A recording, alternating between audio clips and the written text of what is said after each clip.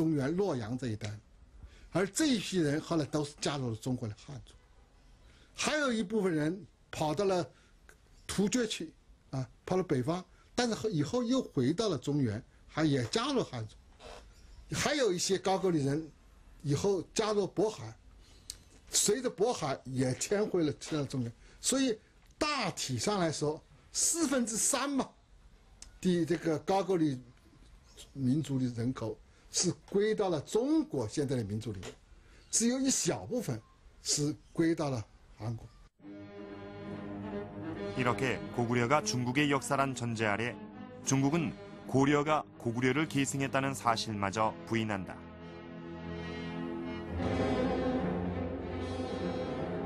고려사에는 요 나라가 쳐들어와 고구려의 옛 땅을 요구했을 때 고려의 서희가 적장과 담판을 벌였던 일화가 나온다.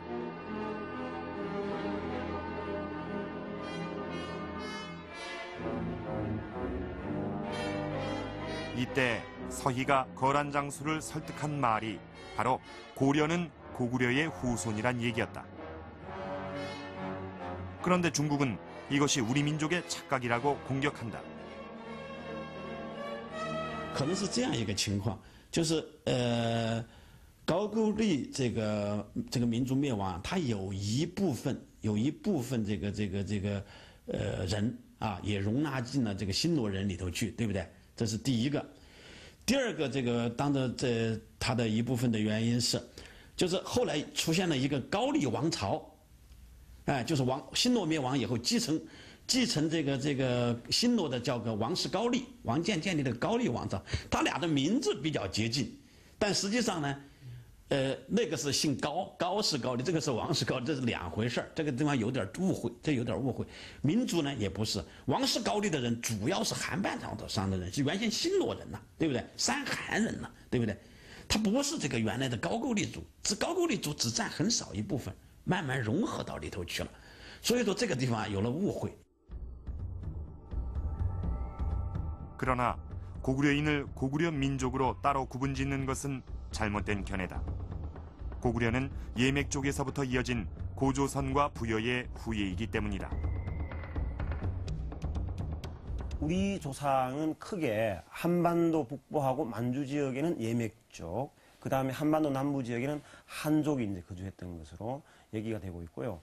사실은 고조선이나 부여, 고구려는 전부 다 이 예맥 쪽에서 분화가 되어 나간 것으로 그렇게 보여집니다. 따라서 고조선에서 부여, 고구려로 이어지는 이 역사의 흐름은 전부 다 예맥 쪽의 역사이고 그들이 사실은 그 이후에 이 삼국 이후에 우리 민족의 근간을 형성하기 때문에 우리 조상의 역사이다라고 볼 수 있겠죠. 그래서 사실 중국 학계에서도 초창기에는 이 고구려의 족원을 이 부여족 또는 예맥 쪽으로 보면서 이 고구려의 독자성 이런 것들을 얘기를 하기도 했습니다. 그러나 고구려인을 예맥 쪽으로 인정하면 고조선과의 관계를 끊을 수 없다는 문제가 있다. 그래서 중국에선 고구려는 중국 산동지방에 살던 염제족이 이동해 세운 나라라는 새로운 학설을 내세우기 시작했다. 또 중국 고대 사서에 나오는 고이란 인물을 고구려의 선조로 내세우면서 그를 전설상의 존재인 전욱 고양시의 후예로 보는 주장도 있다. 이 중국 측에서 내세우고 있는 이 고이설 같은 경우에는 사실은 고이라는 것 자체가 실제 했는지조차도 명확하지가 않습니다. 그리고 그 다음에 고이를 이제 설정을 하면서 그 다음에 고이가 이 중국 전설상의 전욱 고양시의 후예이다라고 얘기를 하는데 노풀고자가 같다는 것, 글자가 같다는 것 외에는 나머지 명확한 증거들은 거의 하나도 없습니다. 나머지 여러 가지 계통의 이 중국 학자들이 얘기하는 어떤 이 중국 상대로부터 이 중국의 화족으로부터 분리되었다는 얘기들도 전부 다 이 글자의 유사성 정도만 가지고 얘기를 하지 그 이외에 적극적인 어떤 이 문헌 자료나 또 고고학적 자료를 제시는 못하고 있는 그런 상황입니다. 그러나 이렇게 허술한 논리에도 불구하고 중국의 억지는 점점 더해가고 있다. 중국의 한 소학교용 역사부도에는 만리장성을 평양까지 그림으로써 한반도 북부까지도 고대 중국의 영토였던 것으로 표시해놓았다. 고구려가 중국사라는 주장 아래 중국은 우리 역사의 많은 부분을 왜곡하고 있는 것이다. 자, 어떻습니까? 고구려가 자신들의 역사라는 중국의 주장. 우리 한민족이라면 누구나 받아들이기 어려운 이야기일 겁니다. 사실 20여 년 전까지만 해도 이 같은 주장은 중국에서도 소수의 의견이었습니다. 이것은 1978년 중국에서 발표된 한 논문인데요. 고구려는 고조선의 문화 전통을 계승한 국가로 백제 신라와 함께 삼국의 하나로 파악된다라고 분명하게 밝혀놓고 있습니다. 고구려사를 한국사로 보고 있는 것이죠. 또 중국사로 보는 학자라도 427년 평양으로 천도하기 전까지만 중국사에 포함시키고 평양 천도 이후는 한국사로 보는 것이 일반적인 견해였습니다. 그런데 80년대 이후 현재 중국 영토 안에서 이루어진 역사는 모두 중국 역사다라는 이른바 다민족 통일국가론이 강조되면서 고구려 역사 전체가 중국 것이라는 주장이 점점 더 강해지기 시작합니다. 그리고 최근에는 이 같은 입장을 더욱 확실하게 공식화하고 있는 것입니다. 더구나 지난해부터는 중국의 많은 연구기관과 학자들이 고구려사를 집중적으로 연구하고 있고 정부에서도 이를 전폭적으로 지원하고 있다고 하는데요. 이 같은 움직임이 단지 학술적인 문제에 불과한 것일까요?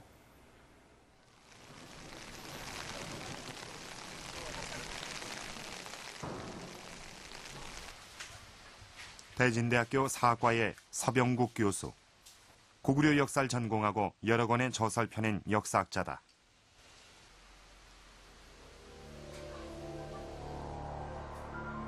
그런데 지난 4월 서 교수는 중국의 한 역사 교수로부터 편지 한 통을 받았다. 자신의 고구려 관련 저서를 중국어로 번역하고 싶다며 허락을 구하는 내용이었다.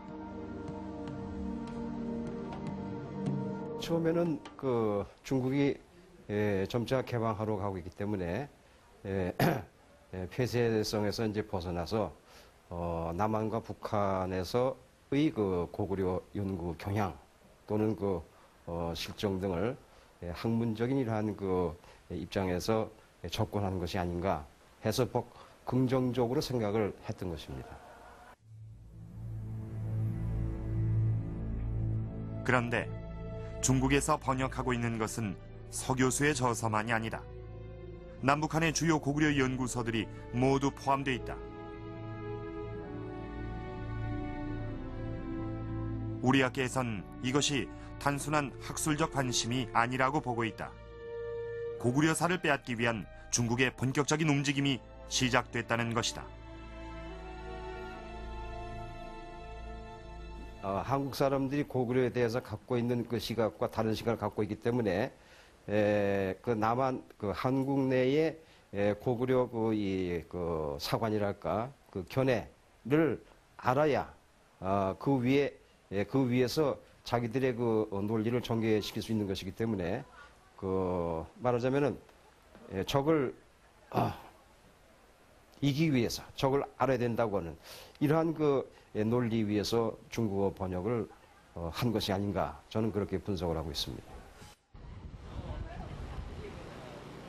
이러한 추측을 뒷받침해주는 것은 중국의 고구려 연구 작업이 국가기관 산하연구소의 주도 아래 체계적